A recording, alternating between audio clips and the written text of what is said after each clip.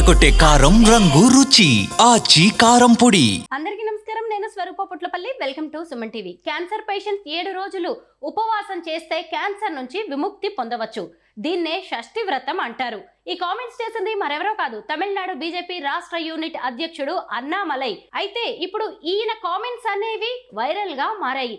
ఇంత పెద్ద పెద్ద చదువులు చదివి పెద్ద ఉద్యోగాలు చేసిన అన్నామలై లాంటి వాళ్ళు ఇలా బాధ్యత రాహిత్యంగా మాట్లాడడం ఏంటని ప్రతిపక్షాలు మండిపడుతున్నాయి. ప్రస్తుతం నాతో పాటు ఉన్నారు ప్రముఖ ఆంకాలజిస్ట్ మల్లిక్ సింగరాజు గారు. ఆయనతో మాట్లాడదాం. సార్ నమస్తే. నమస్తే. అన్నామలై గారి వ్యాఖ్యల్ని మీరు కూడా చూసి ఉంటారు. మీరేమంటారు సార్? నిజంగానేనా ఇదంతా జరిగే అవకాశం ఉందా? 7 రోజుల పాటు ఉపవాసం చేస్తే క్యాన్సర్ నుంచి విముక్తి పొందవచ్చా? ఏ ఉద్దేశంతో వ్యాఖ్యలు అన్నారో యాక్చువల్గా మాకు అర్థం కావట్లేదు. ఇలాంటి టాపిక్కే కొద్ది రోజుల క్రితం వచ్చింది, మీకు గుర్తుందేమో. సోనాలి బింద్రే గారు ఒక టాపిక్ మాట్లాడారు, ఆటోఫేజీ గురించి. అంటే నేను క్యాన్సర్ ట్రీట్మెంట్ తీసుకున్నప్పుడు ఆటోఫేజీ ద్వారా నయమయ్యాను అని ఒక స్టేట్మెంట్ ఇచ్చారు. దాని మీద చాలా దుమారం రేగింది. డాక్టర్స్ అందరూ కూడా మీరు ఫారెన్లో ట్రీట్మెంట్ తీసుకుని ఆలోపతి ట్రీట్మెంట్ తీసుకుని ఈ ట్రీట్మెంట్ గురించి ఎలా మాట్లాడతారు అని ఆవిడ మీద ఇలాంటి విమర్శలు వచ్చాయి. ఆవిడ వెంటనే మళ్ళీ స్టేట్మెంట్ మార్చి, లేదు నేను నా ట్రీట్మెంట్ జర్నీ షేర్ చేసుకున్నాను కానీ వేరే పద్ధతుల్ని నేను ఎంకరేజ్ చేయట్లేదు అని చెప్పడం జరిగింది. ఇప్పుడు ఈ ఫాస్టింగ్ అనేది మనకి ఇవాళ రేపు వచ్చింది కాదండి. అంటే మన ముందు ఈ మధ్య కాలంలో కొత్తగా ఇంటర్మీడియట్ ఫాస్టింగ్స్, కీటో డేట్స్, రకరకాల డైట్లు మన ముందుకు వస్తున్నాయి. కానీ ఈ ఫాస్టింగ్ అనేది మన పూర్వీకుల నుంచి ఉంది, నిన్న మొన్న వచ్చింది కాదు. అసలు ఈ ఫాస్టింగ్ ఎట్లా పనిచేస్తుందో ఒక్కసారి చూద్దామండి. అంటే నిజాన్ని చెప్పిన మాటల్లో వాస్తవం ఎంత ఉంది, మీరు అడిగిన ప్రశ్నకి వాస్తవం ఎంత ఉందో ఒక్కసారి చూద్దాం. ఇప్పుడు ఇందాక ఫస్ట్ చెప్పినట్టుగా ఈ డైటింగ్ వల్ల ఏమవుతుంది, ఫస్ట్ 24 to 48 అవర్స్ డైటింగ్ చేసినప్పుడు ఆటోఫేజీ అంటారు. అంటే ఆటోఫేజీ అంటే ఏంటి? Self cleansing process. అంటే బాడీ శరీరంలో ఏవైతే మలినాలు అంటాం మనం, అన్వాంటెడ్ అన్రెగ్యులేటరీ సెల్స్ ఉంటాయి, డ్యామేజ్ సెల్స్, వాటన్నిటిని క్లీన్ చేసుకుంటూ వెళ్ళిపోతుంది మన బాడీ ఇమ్యూన్ సిస్టమ్. అదొక డీప్ క్లిన్జింగ్ ప్రాసెస్. అలాగే దాంతోపాటు ఇమ్యూన్ బూస్టింగ్ జరుగుతుంది. ఇలా ప్లస్ బాడీలో ఆక్సిడేటివ్ స్ట్రెస్ అంటారు, అది తగ్గుతుంది. బ్రెయిన్ మీద, హార్ట్ మీద, డిఫరెంట్ పార్ట్స్ మీద ఆక్సిడేటివ్ స్ట్రెస్ అనేది తగ్గుతుంది. అలాగే ఇమ్యూన్ బూస్టింగ్, ఇంకా స్టెమ్ సెల్స్ యాక్టివేటింగ్, ఇన్ఫ్లమేషన్ తగ్గటం, వూండ్ హీలింగ్ పడడం, అంటే ఇలాగ చాలా ప్రయోజనాలు ఉన్నాయి. ఇవి కాకుండా ఈ ఫాస్టింగ్ మూలంగా ఏజ్ రివర్సల్ కూడా జరుగుతూ ఉంటుంది కొంతవరకు. అలాగే అల్జీమర్స్ లాంటి డిసీజ్ నుంచి కూడా బయటపడుతుందని చెప్తూ ఉంటారు. అంటే ఒక రకమైన ప్రోటీన్ ప్రొడ్యూస్ అవటం మూలంగా బ్రెయిన్లో కాగ్నిటివ్ ఫంక్షన్ పెరిగి అల్జీమర్స్ లాంటి వ్యాధుల నుంచి కూడా నయం అవ్వచ్చు అని చెప్తూ ఉంటారు. అయితే ఇక్కడ అతి ముఖ్యమైన విషయం ఏంటంటే అసలు ఫాస్టింగ్ ఎవరు చేయొచ్చు, ఎవరు చేయకూడదు, ఇవన్నీ కూడా ఒక డాక్టర్ గైడెన్స్లో, ఒక న్యూట్రిషనిస్ట్ గైడెన్స్లో వెళ్ళాలి. ఎందుకంటే అందరూ ఎవరు పడితే వాళ్ళు ఫాస్టింగ్ చేయలేరు. అండర్లైంగ్ మెడికల్ కండిషన్స్, వాళ్ళు వాడుతున్న మెడిసిన్స్ ఏంటి చూసుకుని, అలాగే ఒకవేళ ఈ ఫాస్టింగ్ చేయాలంటే ఫాస్టింగ్ ముందు ఎలాంటి ప్రికాషన్స్ తీసుకోవాలి, ఫాస్టింగ్ చేసేప్పుడు ఎలాంటి ప్రికాషన్స్ తీసుకోవాలి, అంటే ప్రాపర్ ఎలక్ట్రోలైట్ ఇంబ్యాలెన్స్ మెయింటైన్ చేస్తూ, ఫ్లూయిడ్ బ్యాలెన్స్ మెయింటైన్ చేస్తూ ఎలా ఫాస్టింగ్ చేయాలి, ఫాస్టింగ్ ఎలా బ్రేక్ చేయాలి, ఇది ఒక సిస్టమేటిక్ ప్రాసెస్గా వెళ్ళాలి.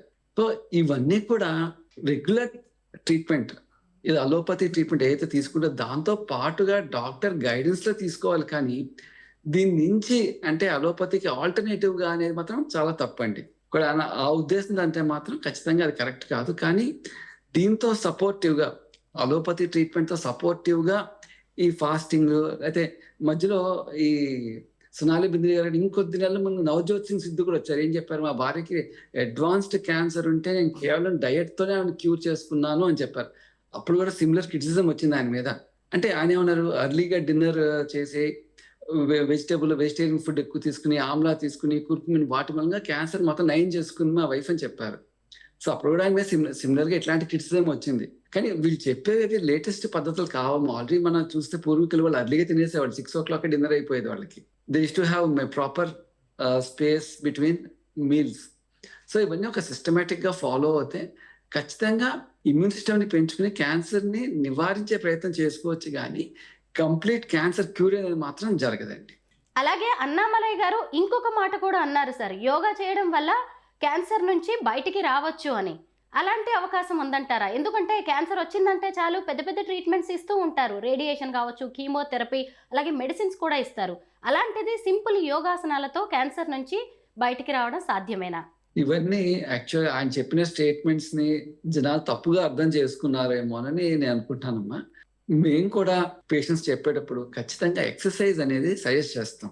వాళ్ళ బాడీకి ఏది సెట్ అవుతుందో వాకింగ్ కానీ, జిమ్ కానీ, యోగా కానీ, ప్రాణాయామం కూడా మేము సజెస్ట్ చేస్తాం. ఎందుకంటే వీటి మూలంగా ఈ యోగా, ప్రాణాయామం వాటి మూలంగా బాడీలో ఆక్సిజన్ లెవెల్స్ పెరుగుతాయి. వీటి మూలంగా ఖచ్చితంగా ఇమ్యూనిటీ అలాగే రోగ నిర్ధారణ శక్తి పెరుగుతుంది. ఇవన్నీ కూడా మీరు ఇందాక చెప్పినట్టుగా కీమోథెరపీ, రేడియేషన్ థెరపీ వీటికి సపోర్టివ్‌గా పనిచేస్తాయి గానీ, కేవలం యోగా, ప్రాణాయామం, ఫాస్టింగ్ వీటి మూలంగా క్యాన్సర్ నుంచి బయటపడటం అనేది జరగదండి. కానీ ఇవన్నీ తప్పకుండా క్యాన్సర్ పేషెంట్స్‌కి తప్పకుండా ఉపయోగపడతాయి. అలా క్యాన్సర్ రాకుండా కూడా చాలా మట్టుకు ఉపయోగపడతాయి. క్యాన్సర్ వచ్చింది అనగానే చాలా మంది మెంటల్‌గా చాలా డౌన్ అయిపోతారు సార్. డిప్రెషన్‌లో కూడా వెళ్ళిపోతూ ఉంటారు. అలాంటి వాళ్ళు ఏం చేస్తే మంచిది? ముందు పేషెంట్‌కి అసలు క్యాన్సర్ ఏ స్టేజ్‌లో ఉంది, ఎలాంటి కండిషన్‌లో ఉంది అనేది వాళ్ళకి వివరించడం చాలా అవసరం. ఇప్పుడు చాలా మంది క్యాన్సర్ అనే పదంగా వినగానే క్యాన్సర్ అంటే క్యాన్సిల్ అన్న ఇప్పటికి కూడా నానుడి ఇంకా ఉంది ఇప్పటికి కూడా. సో ముందు వాళ్ళకి క్యాన్సర్ వస్తే ఏ రకమైన క్యాన్సర్ వచ్చింది, ఏ భాగంలో వచ్చింది, ఏ స్టేజ్‌లో ఉంది, నయమవుతుందా లేదా అంటే సాధారణంగా ఇంక్యూరబుల్ అయితే పేషెంట్స్ కంటే ఫస్ట్ పేషెంట్ అటెండర్స్‌కి కౌన్సిల్ చేస్తే అతను మెల్లిగా పేషెంట్‌కి స్లోగా will break the news very slowly with the patient.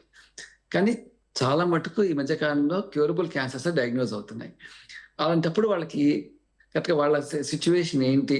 ఎలాంటి ట్రీట్మెంట్ ఇవ్వబోతున్నాం? ఎలా తగ్గుతుంది? సైడ్ ఎఫెక్ట్స్ ఏంటి? ఇవన్నీ వాళ్ళకి కౌన్సిల్ చేస్తే అర్థం చేసుకొని వాళ్ళ యాక్సెప్టెన్స్ పెరుగుతుందండి. ఈ మధ్య కాలంలో వాళ్ళు చాలా మంది ఈ గూగుల్ చేయటం ద్వారా కానివ్వండి, సోషల్ మీడియా నుంచి కానీ చాలా ఇన్ఫర్మేషన్ తెలుసుకుంటున్నారు. చాలా మంది డిప్రెషన్‌లోకి వెళ్ళకుండా ధైర్యంగా ఎదుర్కొంటున్నారు. మన ముందు చాలా మంది వారియర్స్ ఉన్నారండి. క్యాన్సర్ సర్వైవర్స్ చాలా మంది ఉన్నారు మా చుట్టూ. ఫైనల్‌గా మీరేం చెప్తున్నారంటే డాక్టర్స్ అడ్వైస్ తీసుకుంటూ, ట్రీట్మెంట్స్ తీసుకుంటూ, ఈ ఫాస్టింగ్ లాంటివి చేస్తూ, ఎక్సర్‌సైజులు చేయడం మంచిది అంటున్నారు. పూర్తిగా వీటి మీదే డిపెండ్ అవ్వకుండా డాక్టర్స్ ఏం చెప్తే దాన్ని ఫాలో అవ్వడం మంచిదంటారు. మనం ఎప్పుడు కూడా హాలిస్టిక్ అప్రోచ్ ఉండాలమ్మా. కేవలం ఒక సిస్టమ్ అని కాకుండా హాలిస్టిక్ అప్రోచ్ అంటే న్యాచురోపతి గాని, ఆయుర్వేదిక్ గాని ఇవన్నీ కూడా మన బాడీని స్ట్రెంగ్తెన్ చేస్తూ ఏ విధంగా మన అలోపతిక్ ట్రీట్మెంట్‌ని బాడీకి సపోర్ట్ సిస్టమ్‌గా ఎలా మార్చుకోవాలి, మన ఇమ్యూనిటీ ఎలా పెంచుకోవాలన్న ఒక హాలిస్టిక్ అప్రోచ్‌లో ఎప్పుడూ ముందుకు వెళ్ళటం మంచిది.